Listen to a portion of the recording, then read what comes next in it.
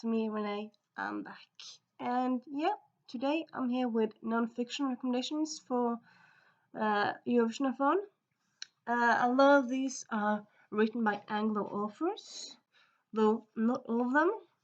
And quite a few of them have been on lists from other years, from years past. But hey, maybe you haven't seen me.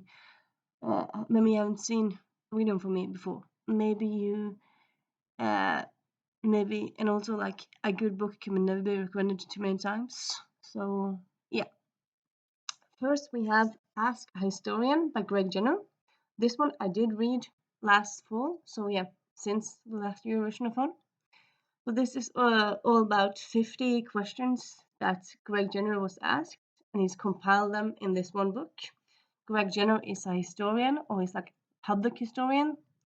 So that kind of means he's kind of freelance historian. I feel like it's kind of freelance historian slash like he's trying to make history fun for the public. I feel like that's kind of what it is. I haven't quite grasped it. I think that's kind of what it is. And yeah, so this one can be used for England because it talks about some English queens. It can be used for Italy because it talks about some popes. Yeah, used for different places really. And yeah, honestly, it's just a great read. Highly recommend it. Then we have, yeah, let's do them at the same time. Then we have Lingo and Babel. So Lingo is about languages in Europe. So it's about, I'm just gonna double check. Is it about page? Just gonna double check if it's about.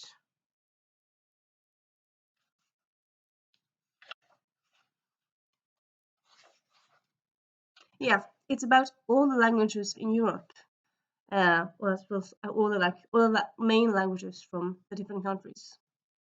Uh, So yeah, this one works perfectly for Eurovisionathon because it has all the countries in Europe. This version I have here is Norwegian one, but it's available in English as well. And honestly, so this one I read a few years ago. This one I just finished last year. I would say this one is a bit more dense. This one was funnier. It kind of felt more like funny essays. Like I feel like a lot of the things in this one could have been published online or published in a newspaper, and I would just enjoy it just as much. I feel like this kind of honestly felt a bit more academic. Though yeah, okay. So the thing, difference between this and this is European languages, and this is the biggest languages in the world. And I suppose this one is a bit more, I would say, language based, while this one was a bit more society based. Like, yeah, it talks about languages, but also talks about places where the languages are used, and yeah. So, but also both these are recommended by me. So if you like the languages, those are good choices. And then we have More Weird Things Customers Say in Bookstores by Jen Campbell. Jen Campbell is English. No, what? Is she Scots? Well, she's Scot or English. So yeah, she grew up in North England. Um, so yeah, this is just like a anecdote books about real anecdote book about real things that happened in bookstores. It's things that Jen experienced because she used to work in a bookstore, and then also she has things sent to her. And there's also this. Sometimes there's nice illustrations. So yeah, if you want a short, fun little read for Eurovision this is a book for you.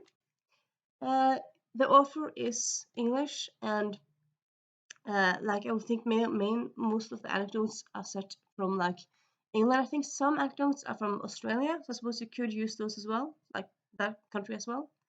And it's about books, so I suppose some of the books are like Second World War books, so you don't have to use just England or Australia. So yeah, a fun little read to pick up. And then we have Feminists Don't Wear Pink by Scarlett Curtis, or edited by Scarlett Curtis. This is a essay collection by lots of people, among them being Evan Lynch. You have Gemma Arterton. You have Jamila Jamil. Yeah, lots of famous people from different aspects of the world. Honestly, for me, I didn't love this, but I would say like it's an easy, fun book. Like it's a book that if you want a fast read and it's like feminism based, this is a book for you. If you have not read much feminism nonfiction before, this is definitely a book for you because I've read quite a lot nonfiction now, and I feel like a lot of the things I've read here, I was like, yeah, obviously, who doesn't know that? But I suppose if you're early on in your feminist journey, you wouldn't know a lot of things that are pointed out in this book. So yeah, it is a good book. It's just maybe felt a bit late for me in my reading journey in a way. So yeah. Then we have The Theory of Everything Else by Dan Schreiber, which I've talked about before as well. Did I read this last spring? Did I read before? Anyway, I read it like during last year because it came out last year. I never read it before. The author is Australian. He now lives in England. But it's a book kind of about the weird people from all over the world in a way. I don't remember right now like where everyone is from. But I believe it's like there's some people from Eastern Europe. I feel like there's some people from Asia. So well, Asia isn't in Eurovision, but yeah, there's different countries. And honestly, it's just uh, a great read. Overall, it's kind of baffling story about like how weird people can be, and kind of sometimes you read it like something like, what is this? What is going on? You just think because it's just so flabbergasting. Because yes, it is a non-fiction book, but it's about people that are so weird. It's like you can't stop and think like, is this non-fiction? Might it be a fiction book? But no, everything in it is real. Well, everything in it. Like Dan Schreiber interviews people, like he researches people who have believed weird things, but like the people that he talks about are real. So yeah, highly recommended book. And then one of the newer reads is Losing It by Sophia Smith Gaylor. Sex Education for the 21st Century. This one came out in 2021. So it's a bit older, but it's not like ancient. It does talk a bit about the pandemic, so it was trigger warning, trigger warning, but yeah.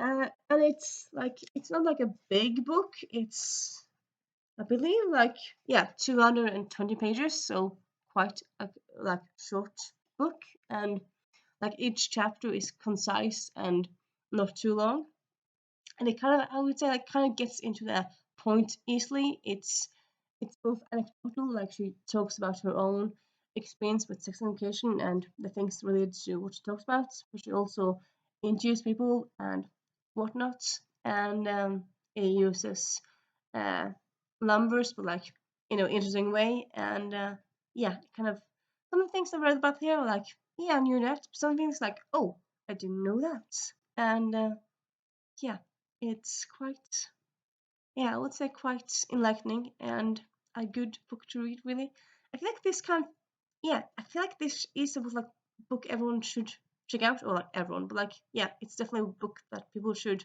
check out. It's worth the hype that it should get. I'm not sure how much hype it gets right now. Like Sophia Smith Gaylor is a journalist and TikToker. She's a journalist on TikTok. Is that a way to do it? Well, she posts things on Instagram, TikTok, as well as being a journalist. So like she posts things on her day off, and she does journalist things like for money and stuff. And yeah, she just has written this amazing read. And then we have which a book I talked about last year, but it's amazing. That yeah, you should definitely check it out. The Ultimate Book of Heroic Failures by Stephen Pyle. So it's not like a long book at all. It's like 300 pages. It's anecdotal, so it's like some of the anecdotes is like half a page, some a bit longer, and it's just so baffling and interesting. And yeah, if you like to nonfiction that makes me like, whoa, the world is weird. Whoa, has this really happened? This book is for you. Like some things real life is stranger than fiction, and this is definitely stranger than fiction. And then last but not least, well, next to last. These are kind of like the physical reads I have, and then I have some audiobooks to recommend you, or books that I've listened to an audio, but you can check it out yourself. Like they're available in different ways, really. So, but yeah, we have Pride by Tim Tate with the LGSM. I talked about this book before, but it's again, can't talk about a book that you love too much. No, you can't. This is a nonfiction where the Tim Tate introduced people who were involved in this, because it was first a thing that happened in real life and then became a movie, which these are the movie casts, movie people. And then after the movie, the book happened. So this is pictures from the movie, but it's kind of, it's not, doesn't really go into the movie that much. It doesn't really interview the cast or anything like that. It's just talks about people who were there, and like nothing like whether what. So in the 80s, there was a big strike in Wales, the miners' strike. It had been going on for a long time, and a lot of people around the UK kind of thought the miners, they're not important. They shouldn't. Why should they be in strike? And this is boo boo boo, and they were just kind of booing them. And at the same time, there was the AIDS crisis. You had kind of the uh, environment of gay people in London, and they kind of thought, you know what? They're a minority and they're getting booze. Why don't we go in there and help them? So it's kind of like a story about solidarity and two minor groups coming together and doing stuff for each other. And it's just a book that kind of makes you have optimism about the world. And it's just a great book, really. And then the audiobooks. So give me a moment. For audiobooks, the ones I've done for audio. We have Around the World in 80 words. So this works very well if you're into etymology language, or etymology, where language comes from, like why the words mean what they mean. It's written by Paul Anthony Jones, and I very much like it. It's 7 hours in audio, so I feel like that would probably be like, I suppose it's kind of difficult to know how many pages that is, like maybe 300, 400 around that. It probably isn't, that difficult to like read if you don't like audiobooks. And then we also have, no, I did not. Oh, I thought I did more pictures, but apparently I did not. And then over here okay, I was so sure that I did more pictures of audiobooks, but apparently I just did the one. Yeah, that's annoying. Okay, well, anyway, yeah. So I suppose that's kind of the audiobook recommendation for me, really. I suppose also just like a short tip, which I feel like this is kind of no-brainer, but hey, so just a little tip. You might like you could just go to like Google and like search famous people from Germany, is probably famous people from Belgium, or famous people from Poland. Like most places have like some famous actors or writers or something, like, so you can check out biography about them. Or a lot of places in Europe also has had like um, has had royalty. So like you can find a book about royals around Europe, and then you can or you can just pick a book from that way. And then there's also blah, blah, blah. I feel like something else I was about to say.